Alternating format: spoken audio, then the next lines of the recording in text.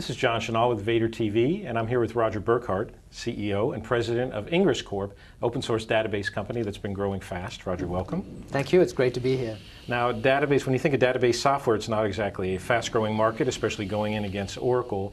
I think you told me that last year, July over July, you guys had 70% bookings growth. What is it that you're offering customers that are convincing people to buy your stuff? Well, it's a different business model. It's a business model that puts the customer back in charge.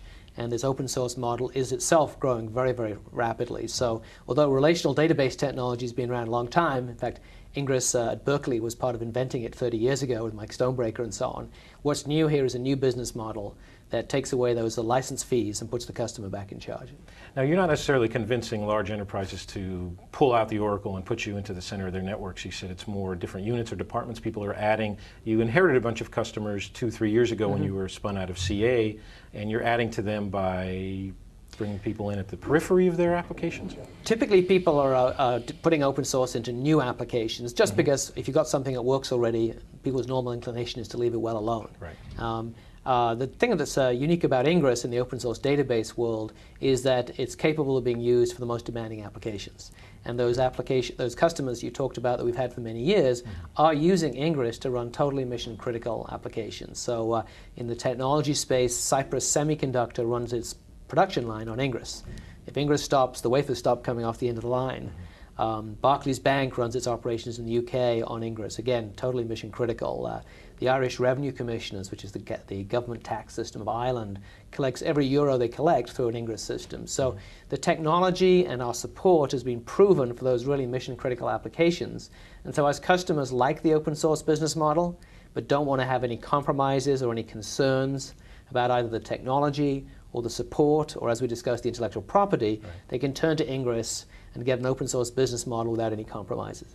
And now you're open source, but also that part of the stack that you own and service, you actually own and write the license for. So it's not like a Fortune 1000 companies having to take the risk that they're buying something that you may not own and be able to have the rights. That's right. I mean, one of the things that people are concerned about open source is that they bring in some open source software and then it turns out that the provider doesn't really have the rights to it, and then they're into sort of litigation issues.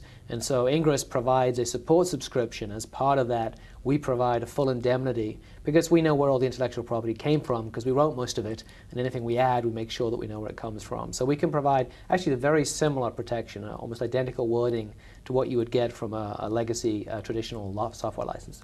Now, you were brought in as president in July of last year, Yep. assumed the CEO title, I believe, in August. You've also just brought in somebody, Sybase veteran as CFO, and you're bringing in someone else soon. You're starting to look like a company that's thinking about going public. What's the chances we might see something next year in terms of an offering? Well, we certainly have put a management team in place that's capable of growing this to be a large public company, and we've been doing the work to give ourselves that option. We have had 2 cash flow positive quarters. We'll be cash flow positive for all of 2008 and turning profitable at the end of 2008. So we're at the kind of point where we have that option ahead of us, and we're putting all the pieces in place so that we can take that decision a little nearer the time.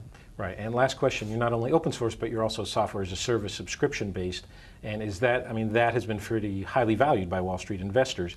Do you anticipate that you might get, you know, a comparable type of valuation as somebody like, you know, a Salesforce or anyone else that uses a subscription model? Yeah, well, if you talk to investment bankers, and of course investment bankers love to pitch on these kind of things, they put the open source companies like ourselves that have a subscription model into the same comparables group as the software as a service companies like a Salesforce, or shortly we'll see with NetSuite what kind of multiples they get.